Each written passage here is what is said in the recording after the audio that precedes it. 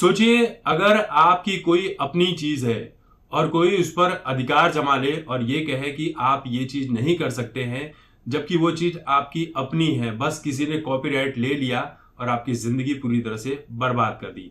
आपने पश्चिम बंगाल के भुवन बद्यायकर को देखा होगा, जो साइकिल के ऊपर कच्चा बादाम गाना गाकर वायरल हुए थे, उसी से अपनी जीविका चला रहे थे। लेकिन अब ये गाना जो उनकी जिंदगी को इतनी ऊंचाइयों पर ले गया, इतने सारे पैसे कमा कर दिए, अब इस गाने को वो कहीं पर भी नहीं गा सकते हैं। जैसे ही वो इस गाने को गाकर कहीं पर अपलोड करते हैं या कुछ करते हैं, तुरंत ही वो कंपनी कॉपीराइट का क्लेम भेज देती है और उन्हें कुछ भी कमाई नहीं होती है। यहां तक कि वो किसी और जगह पर भी इस गाने को नहीं गा सकते हैं, किसी क्लब में नहीं गा सकते हैं, ना किसी फंक्शन में गा सकते हैं। गोपाल नाम के एक शख्स ने 3 लाख रुपए देकर एक पेपर के ऊपर उनसे साइन करवा लिया था। अब ये ज्यादा पढ़े लिखे तो थे नहीं, तो इन्होंने साइन कर दिया, लेकिन वो कॉपीराइट कॉन्ट्रैक्ट था कि आप इस गाने को कहीं पर ना अपलोड कर सकते हैं, ना गा सकते हैं, ना कुछ कर सकते हैं, आपको हमसे परमिशन लेनी होगी।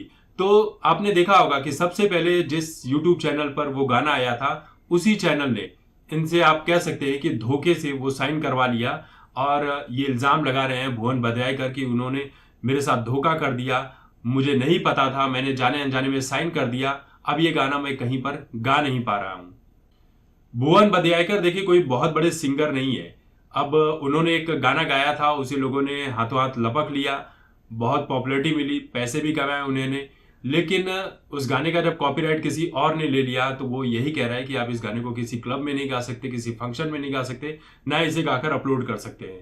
तो ये भुवन के लिए बहुत ही चिंता वाली बात हो गई है। भुवन के लिए फिलहाल मुसीबत यह है कि उन्हें कोई कामकाज नहीं मिल रहा है। अब वो साइकिल पर तो फिर से कच्चा बादाम बोलकर वो गाना गा भी नहीं सकते हैं, बेच भी नहीं सकते हैं, क्योंकि कॉपीराइट वाली चीज चल रही है। ऐसी वो बात कर रहे हैं। देखिए, कुछ छोटे मोटे शो उन्हें मिल जाया करते थे जहां पर ये गाना गाकर वो अपना गुजारा कर ले रहे थे, लेकिन अब वो भी नहीं मिल रहे हैं क्योंकि ये गाना नहीं गा सकते हैं।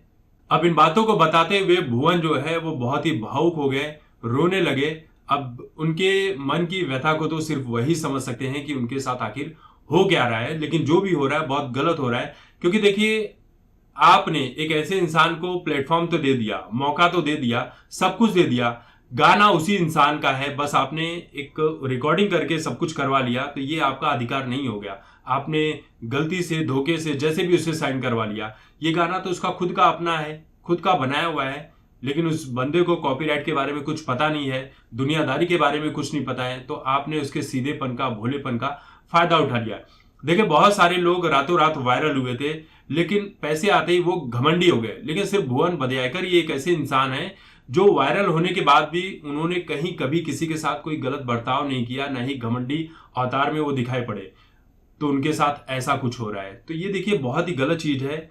उस कंपनी को चाहिए कि उनके साथ ऐसा ना करे, क्योंकि पैसे लेकर देखिए कोई इस दुनिया से जाने वाला नहीं है। आज आप किसी के साथ धोखा करेंगे तो हो सकता है कि कल आपको इससे भी बड़ा धोखा मिल जाएगा, और यकीनन मिलेगा। ये गारंटी है कि आप एक गरीब के अनपढ़ होने का, ना समझी का फायदा उठा रहे हैं।